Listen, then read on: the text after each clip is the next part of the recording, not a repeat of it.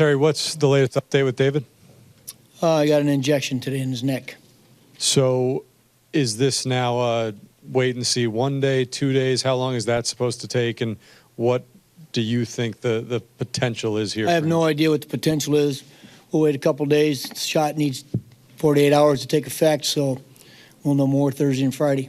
What went into the decision for Eric Campbell to be the roster move for Loney? Well, Flo coming back, we've got a guy who can play around the infield. Really like to have the switch hitter sitting on the bench right now with his versatility, and kind of, you know, gives you, especially having another left-handed bat sitting over there late in the game. So we decided that Eric had to go.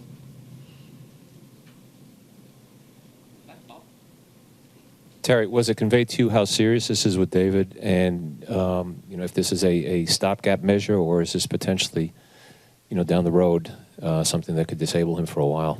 Well, Bob, we don't know yet. I mean, obviously, a herniated disc can be a serious thing.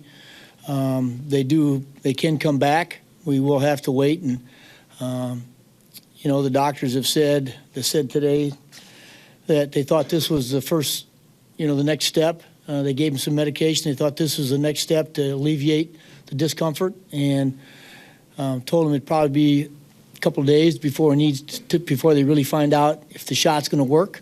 So instead of rushing into anything, we thought we could certainly, with today and tomorrow, and with the off day on Thursday, we could, you know, give it some time to see if it's going to take effect. So, but certainly, I think it's serious.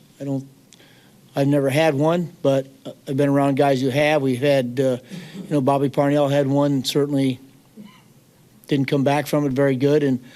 But you know, David's a tough guy. He plays through a lot of disc, a lot of pain, and we'll wait to see how he is in a couple days. This may just be very similar to what you just answered then, but the DL consideration now versus waiting is just that why not wait till Miami and see what happens? Yeah.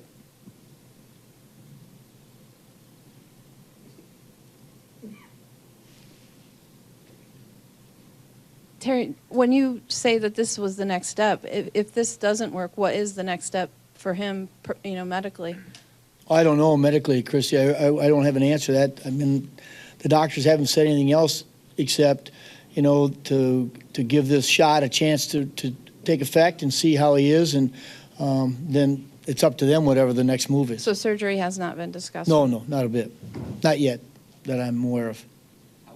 Terry, with Loney here now, and particularly with David down and Flores getting time at third, can you envision Loney getting some games against left-handers as well as right-handers? Oh, absolutely. Number one, I've seen James Loney a lot. I looked up everything in his last few years, and I'll tell you, to be honest, he's hit lefties better than anybody else we've got here who's played first base.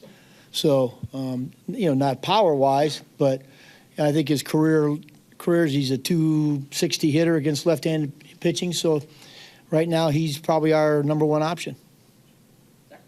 Terry, if David does go on the deal, has there been any discussion of you know, moving people around in terms of maybe bringing up a Herrera or something like that?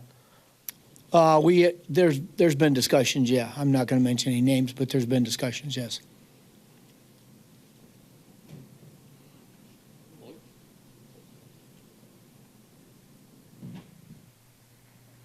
Hi, Terry.